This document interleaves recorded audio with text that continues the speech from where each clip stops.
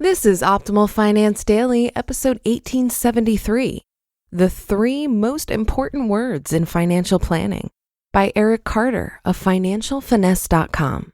And I'm your host and personal finance enthusiast, Diana Merriam. This is the show where I serenade you with the sweet sounds of personal finance knowledge from some of the best blogs on the planet, with the author's permission, of course. Are you loving Optimal Finance Daily? Why not share with a friend today? Invite them to join the party by sending them a link to oldpodcast.com. And while they're there, they can check out our other shows on topics like personal development, health, and relationships. But for now, let's get right to today's post and start optimizing your life. The 3 Most Important Words in Financial Planning by Erik Carter of financialfinesse.com. According to an article by The Motley Fool, the 3 most important words when it comes to investing are the margin of safety. The article discusses how inaccurate people tend to be at making predictions about things like the economy, industry trends, and business growth.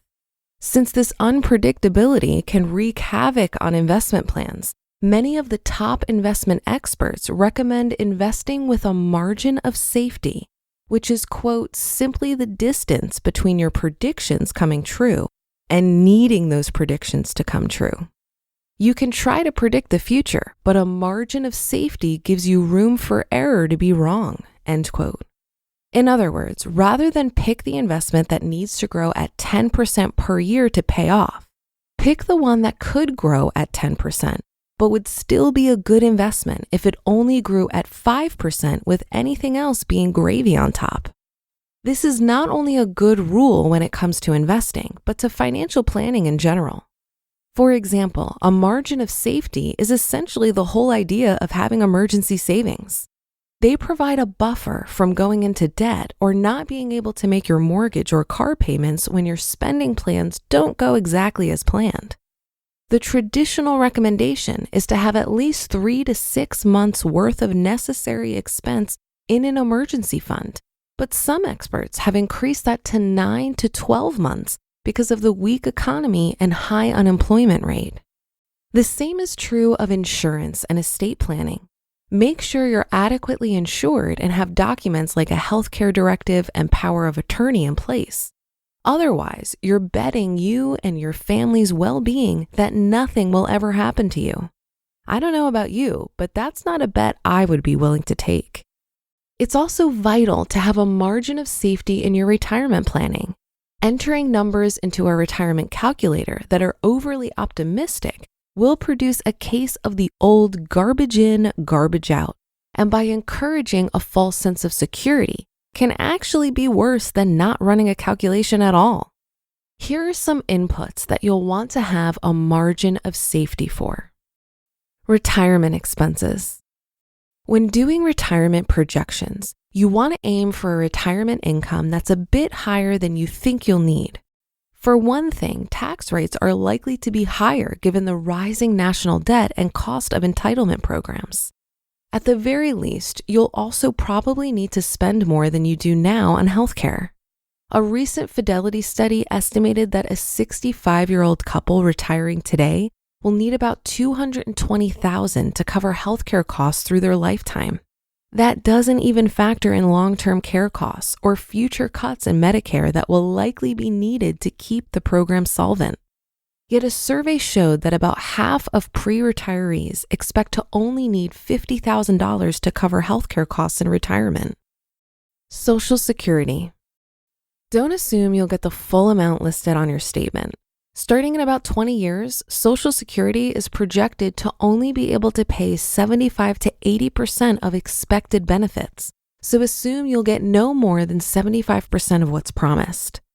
If the politicians exempt current beneficiaries from cuts as expected, the reduction could be even greater for younger people. The same goes for higher income people, as there has been talk of exempting lower income people from cuts as well. Life expectancy. You also don't want to assume an average life expectancy. After all, there's at least a 50% chance that you'll live past average, and that doesn't even factor in rising life expectancies due to improving medical technologies. If you do live past your assumed life expectancy, you could run out of money in retirement. On the other hand, if you don't live that long, it just means leaving a larger inheritance for your heirs. To be on the safe side, you might want to plan to live to 90, 95, or even 100. Inflation. Official inflation rates are currently only about 2%, but there are a couple of reasons you'll want to assume a higher inflation rate. First, many people argue that changes to the methodology used to measure inflation are underestimating the real increase in the cost of living. Second, inflation rates could rise if the government tries to inflate itself out of the growing national debt and entitlement obligations, as governments have typically done in the past. Investment rates of return. Whenever you're saving for any goal, you want to be conservative with your assumed rates of return too. This is especially true because historical returns are largely from time periods when bonds were paying much higher interest rates, and both stocks and bonds were boosted by falling interest rates. With rates expected to rise, stocks and bonds could both be facing strong headwinds. Some investment experts even talk about the new normal, in which stock returns could average only 4 to 5% going forward, as opposed to the 7% historical real returns written about in Jeremy Seigel's famous books, Stocks for the Long Run. Putting all this together means you'll need to save more. If things turn out better than expected, you'll be able to retire sooner or with a larger income. But that's why no one ever complained about saving too much. But if not, you'll be glad you chose to be safe rather than sorry. You just listened to the post titled, "The 3 Most Important Words in Financial Planning" by Erik Carter of financialfinesse.com. The more I evaluate the role of money in my life, the more I come to realize that it's only as valuable as my clarity on how I'm going to use it and my comfort level of how much is enough. Margin of safety is all about making sure we have enough and recognizing that what we think is enough is based on a lot of assumptions.